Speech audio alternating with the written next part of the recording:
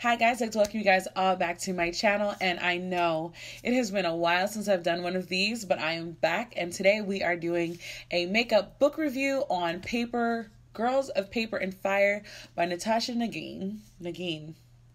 I'm still not getting her name right, but yes. For those of you who are new, because I have gotten a lot of new subscribers since my last makeup book review, I do book reviews / book discussions a little differently. If I'm not doing it with other fantastic booktubers, then I am doing it with Makeup Expression. And basically what I do is I give you thoughts on the book. Yes, there are spoilers, because I haven't quite figured out how to describe what I feel about these stories without giving spoilers. And then 2, I take some incident from the book and I create a makeup look inspired by it. So it could be a very profound scene described. It could be like a dress. It could be a special event, a pivotal point of the story, something like that. I always take it and I create a look. So today we are playing on the whole Girls of Paper and Fire, and the main character is described as fire multiple times throughout the book. She is even dressed up in oranges and reds to really bring out her demon eyes, which are like fire. So of course we had to do a red and orange, yellow fire kind of look.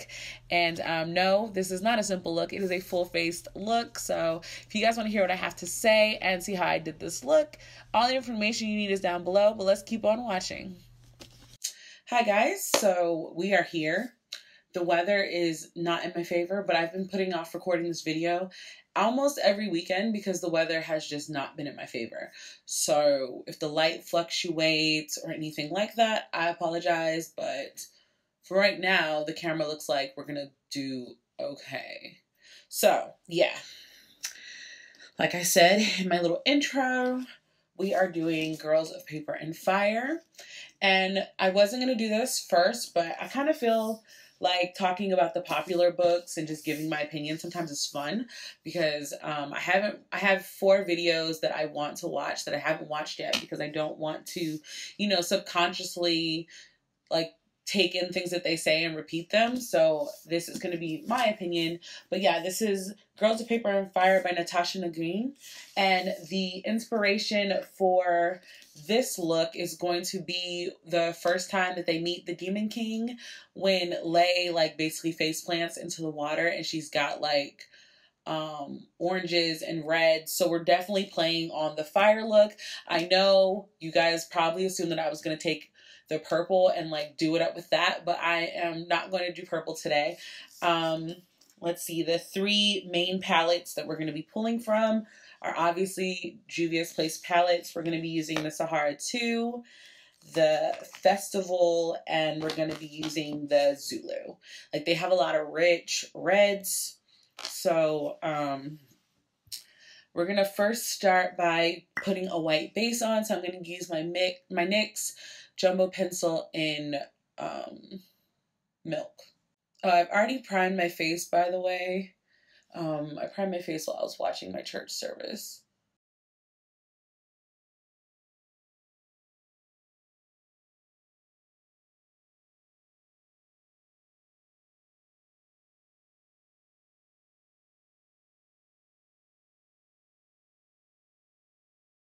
So for those of you who have not read this book focuses, this book focuses on a world where the people who live in this world are in 3 different systems: paper, moon, and steel. So paper is full human, moon is part demon, and then I think steel is full demon, and the steels obviously rule the world. So there's a demon king, and there's a ritual for the demon king where, to show his the fact that he cares about everybody in his land, he takes what he calls paper girls, which is just a glorified name for a forced concubine.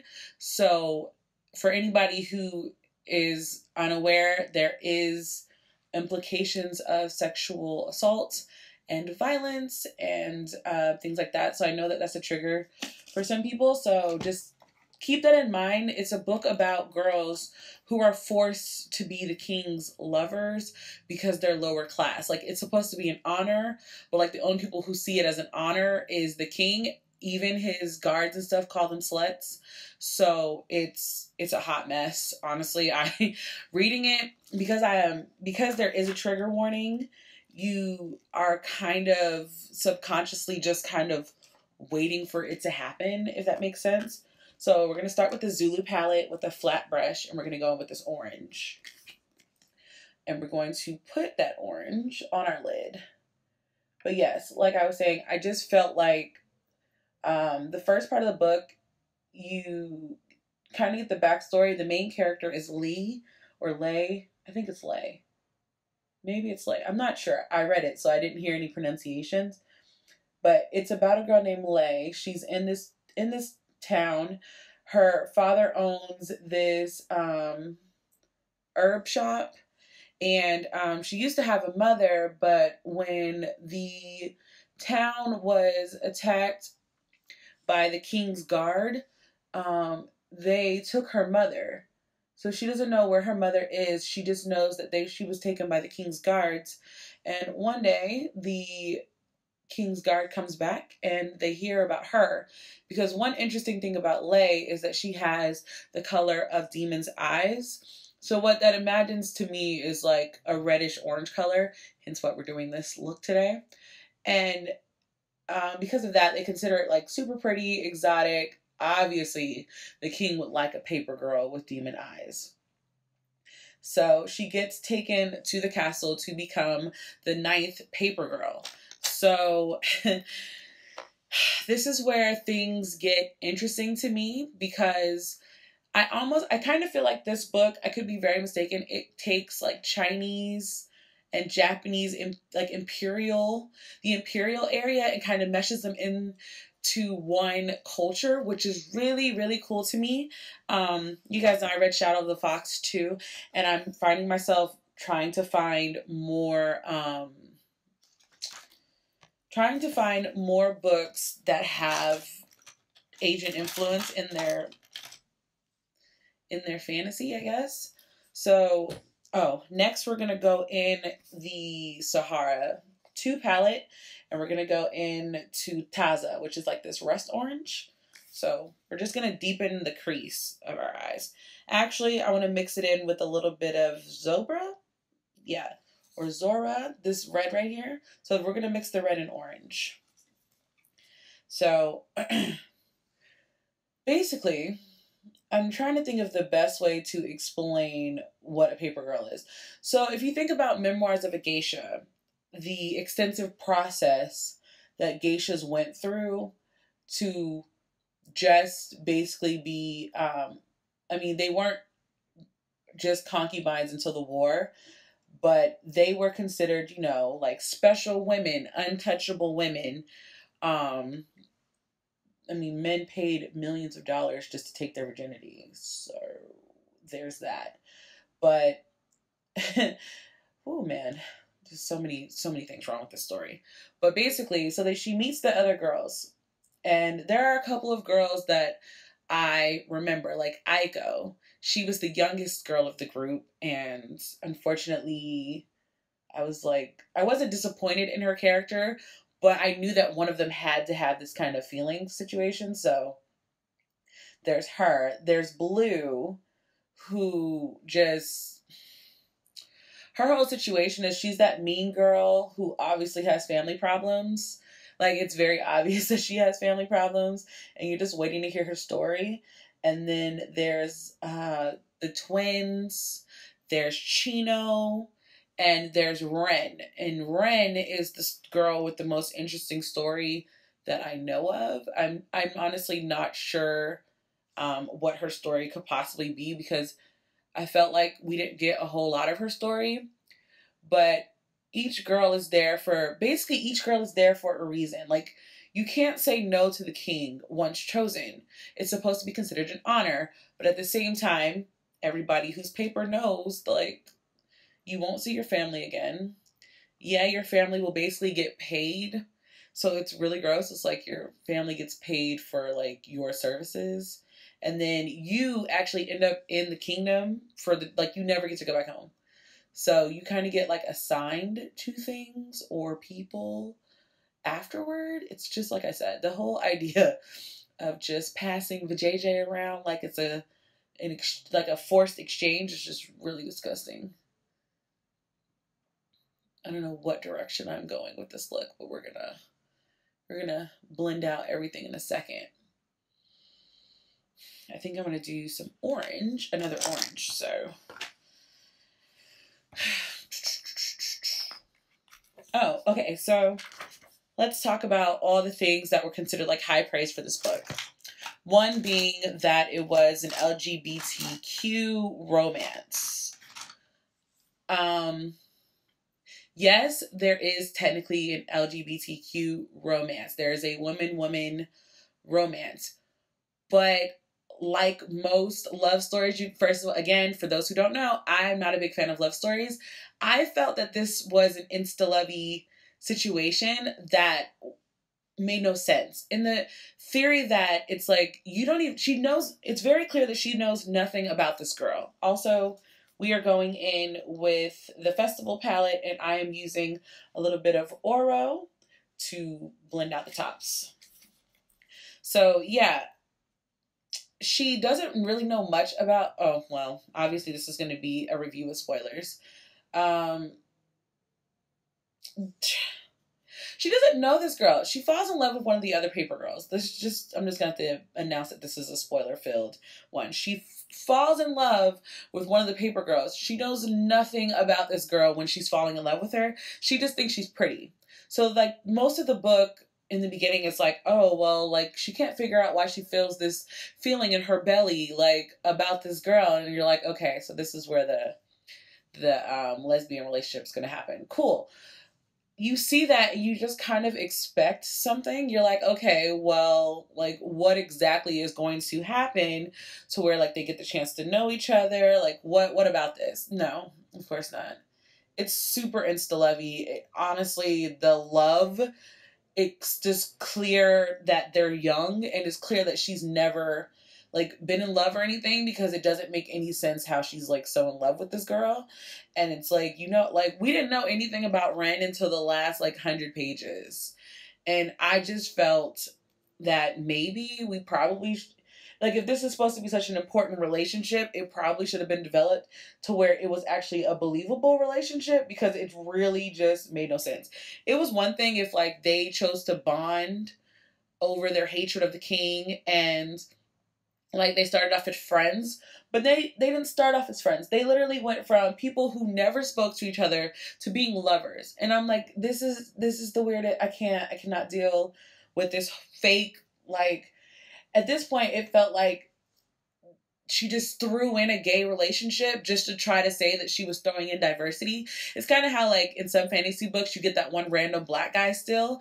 That's how I felt she did this gay relationship. I was just not a fan. I felt like, if you're gonna do a love relationship, give it some development. Give me a reason to believe that these two people knew enough about each other to even have love. Like, something. Basically, they bonded over the fact that they were both getting raped by the king. And honestly, I don't feel like that's like a bond. I feel like they're just like, well, what else do we have? Like, we're dying. We're stuck here. Oh, I'm also using Oro to blend out this harsh red, because I just decided it's too harsh. We're going to put some orange in between that to kind of help the blend. But for now, let's start blending it out. But yes, who else? Oh, since we're still talking about the main character. So the main character, again, her name is Lei. I didn't like her. She was too naive. I would have liked the story better. Oh, we're going in with Izafa, which is this red. And then we're going to go on with Ofala. So I'm going to use more Ofala than this one, but I think Ofala might be too orange. So we're going to use the red to kind of, oh no, we're fine. Yeah. I'm trying to create an illusion of, like, different levels of flames. So we'll see if my idea actually works. But yeah, so I felt that the main character was weak. I thought she was stupid for someone to be so for someone to want to be so rebellious. I felt like she kept using her circumstances as an excuse not to be better. And we're blending that out with the brush we use for the yellow. Which, okay, so for example, Lay would talk about how she wanted to leave and how she wanted to like rebel against the king and like she didn't want this kingdom to trap her. And then she doesn't do anything. She still goes to classes. She still follows routines. She still does all of that. Whereas Ren is like secretly training, like she's got like a network going on. They're planning some kind of crazy coup. It's all types of stuff that they're doing that you're like, wow, like Ren is the person I would have loved to have known what Ren was doing on the nights that like she like ran away to go train or something, or when they were planning like the coup. I would have loved to have heard the story from her standpoint. I felt like Lay was constantly a bystander to her own story. I didn't feel that she was there until the very end. And then even the very end, I was like, well, Ren came in to save the day. So like, what is this really about? You know? I'm struggling, basically. I'm struggling with the main, I was more, okay, that's the best way to put it. I was more interested in the side characters of the story than I was with Lay. I felt that Lay was very one-dimensional. We knew everything. We knew everything about Lay in the first couple chapters. We knew that she was just a paper girl from this small town, herb shop, father, mom disappeared. There was really nothing else to learn about Lay. She didn't get stronger. She didn't change her attitude. Like her person did not develop very well, in my opinion. But I want to know about Ren. I want to know about Blue. I want to know about the twins. I didn't really want to know about Aiko because Aiko was the one girl who truly believed the king cared about her, and that hurt my soul. It was just like, oh, you poor baby. Like, you poor baby. Like, you're so young. I mean, this man forcibly took your virginity. Like, now he's talking, he told you that he's gonna marry you, girl. Like, ugh. Okay, so we're gonna go back into the Sahara 2, and we're gonna go for this, which is like a red or orange, and it's called Marrakesh. I've been to Marrakesh. But yeah, so we're gonna use a flat eyeshadow brush and we're going to put this on the lid. I've decided we need some bling. So, like I was saying, I personally, do I think this book was absolutely amazing? No. I feel like, I mean, there's going to be a sequel. The way that the book ended, I know that there's a sequel. I don't know if I'm going to want to read it because it was all super predictable at the end. Honestly, I felt like I was watching a movie at the end, which is actually kind of a good thing. But I feel like now that there's no longer this whole paper girl thing, now that they've escaped, I feel like the rest of the story is going to be a story I've already heard a million times. Rebellion, maybe she'll be the one to actually kill the king in the end, who knows? But then at the same time, it's like, maybe in the second book, Lay might actually become somebody that worth being the main character. Because as of right now, she is her side characters, and I guess we're gonna call them the people that made the story, or the people around her. She herself was super boring and just so stupid. I'm sorry. Just needed to get that out. She was so freaking stupid. Okay, so now we're going to go back in because we need to clean it up. So we're going to go back into Zora and Taza from the Sahara 2, and we're just going to clean up some of this. I'm debating if I'm going to make it darker. That is the debate right now. I am kind of liking this fire look, though. Maybe if I do like a firebender Look, this might be some inspo to go from. Okay. All right, so I want to add some more orange.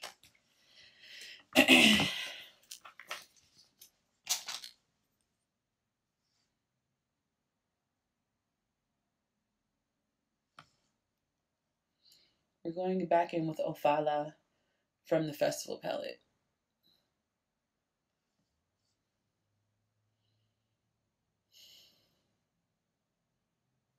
I want to go back with my flat brush, and I want to just bring some of that glitter back over because I think I pulled it too far.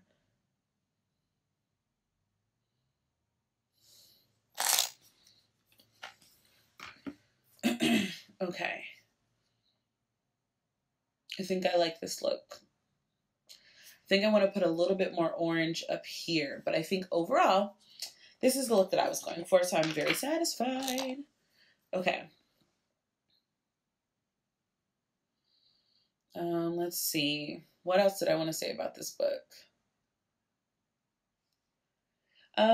Yeah, I know somebody is going to be mad, but I felt like this was I felt like this was just a grab to be able to say, hey, we have a gay relationship, rather than something worth mentioning. I didn't feel like their relationship was real. Honestly, it would have been more believable if they became very close friends who had confusing feelings about each other, honestly. Because if they are both lesbians, which again is completely like their prerogative, I just don't feel this relationship is real. I felt like they clung to each other for having similarities, but I don't feel that it was like, oh my God, I love her. Already, girl? Already. How, Sway? It was like, she was in the jail because she ran away from the king. And then the next day, she's like pushing an old girl up against the wall to kiss her. Like, bro, what? Like, if this was a heterosexual relationship, other people would have been like, this is insta-lovey crazy. This doesn't even make sense. But because it's an LGBTQ relationship, people are like, oh, this is the relationship we were asking for. No, you weren't. You deserve better. Yes. So right now, what I'm going to do is we're going to stop talking and we're going to just finish this look, and then I will give you some final thoughts and stuff when the look is complete. And yeah, so let's just go ahead and start that speed thing now.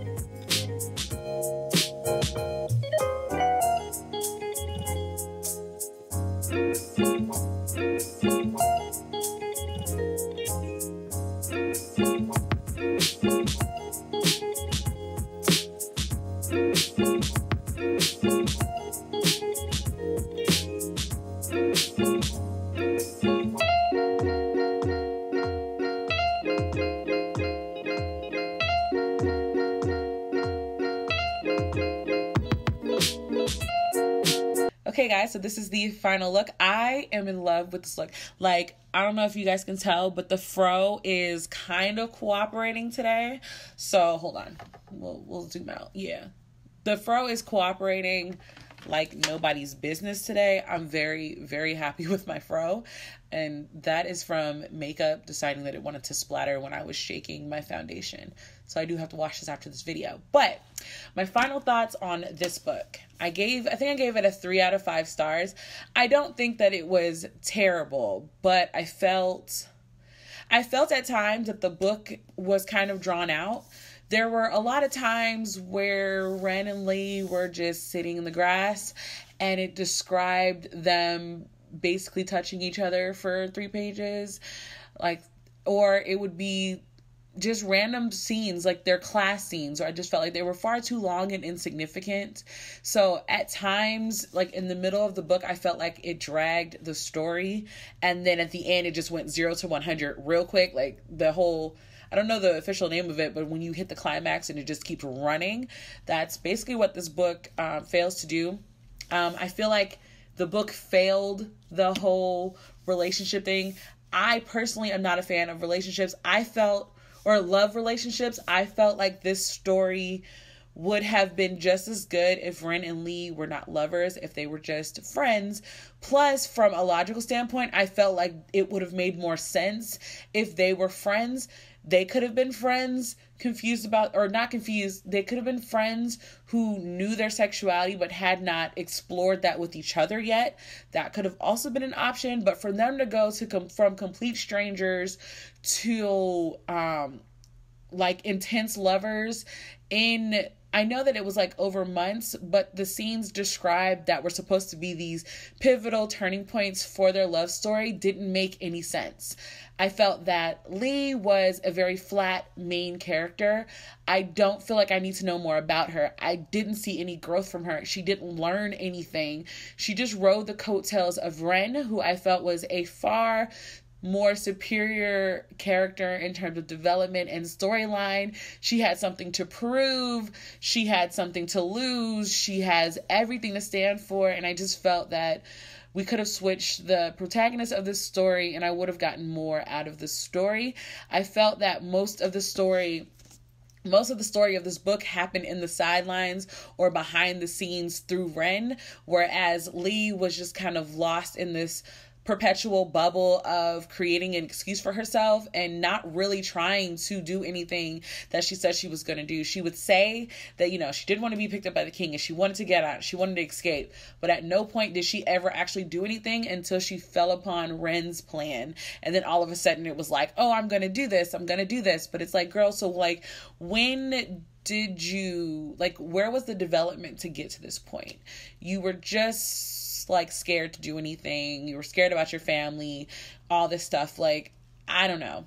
Like, I understand that there's a point in the book where the love story was kind of the reason that the ending happened, basically. But even then, I still feel like it could have been a more beginning romance. I felt that it was like way too intense for the way that the characters were built in this book. I also want to say that I felt the suspense of this book before I even started reading it, because like I said, there are trigger warnings, and the trigger warning reads, ooh, man, I gotta turn through so many pages to get the... Okay, it says, please be aware that this book contains scenes of violence and sexual assault. So, again, so because of that, I knew that somebody was going to get raped. I assumed it was the main character. So most of the time I read the book with like this weird pit feeling in my stomach, to where it was like, oh my God, is this the part where she's going to get raped? Like, oh my God. And then when she actually does get raped, it was like, whoa. I would have liked more focus on the after effects of her rape.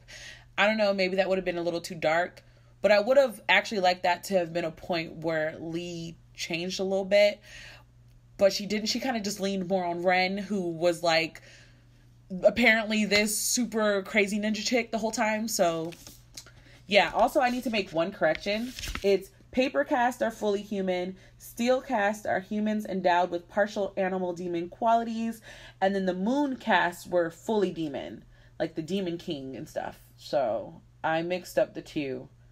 But yeah, another pro is I loved the Imperial China, Imperial Japanese mix of the type of kingdom that it was. I felt like they had shamans, but I also kind of felt like it was more of like a samurai thing. I loved the mix of the Asian imperial dynasty kind of vibes that the book gave. I thought that was done very, very, very well.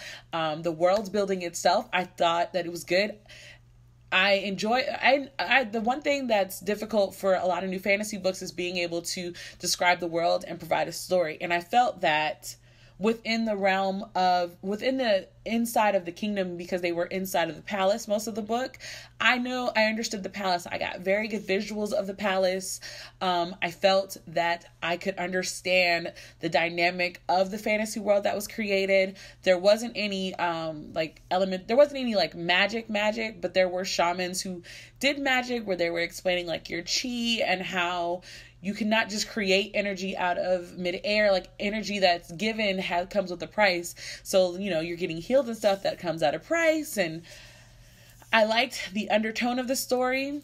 It for those kind of, like, for Ren and that kind of thing, I feel like this is a good series starter. I'm still not sure if I'm going to read the second one. When the second one comes out, if I'm not reading anything else, I feel like I would pick it up, but it's not one that I'm jumping to say, like, I have to read the next one. So for that reason, that's why I'm giving it a 3 out of 5 stars. I don't feel like the story was terrible. I haven't read a book where it was made you specifically aware that it was going to be about sexual assault before. So I dealt with you immediately feel emotions towards that thing, because A, you're not quite sure how it's going to be depicted in the story, and then B, you don't know like how graphic it's going to be, I guess is the best way to put it. I had no idea what I was walking into. I just know that people were talking about the book. It came in an owl crate, so I decided that I was going to read it, because I'm not just collecting books. That's what I'm telling myself. But this is where I end the video for you guys. I pose the question to you. Have you read this book?